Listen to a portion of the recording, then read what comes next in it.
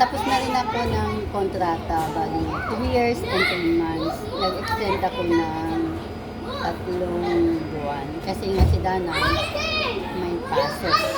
Kaya nakiusap yung employer ko na kung maaari, 3 buwan kang mag-extend sa amin. Kasi walang pasok na yun sa June. Kaya sa June, uwi ako. Kahit anong hirap ng trabaho, tis-tis lang natin. Pero, importante pa rin pag nagtatrabaho tayo, kailangan may day off din. Kasi, aanhin mo naman ng pera kung ang katawan mo ay pagod ka.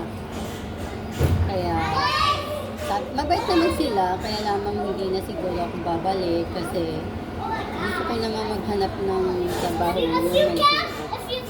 Para ma-enjoy ko naman yung sarili ko. Yung sahod ko, nagagawa ko yung gusto ko. Kasi ang hirap ng 2 taon at 3 months, hindi ako nakalabas.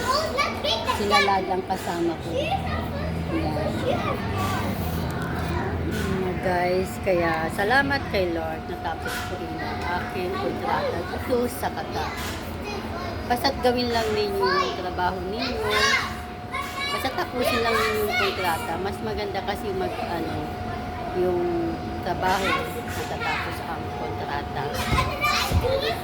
Sabi nga ang pagtitiis, may tiyaga, may nilata. Yun lang guys.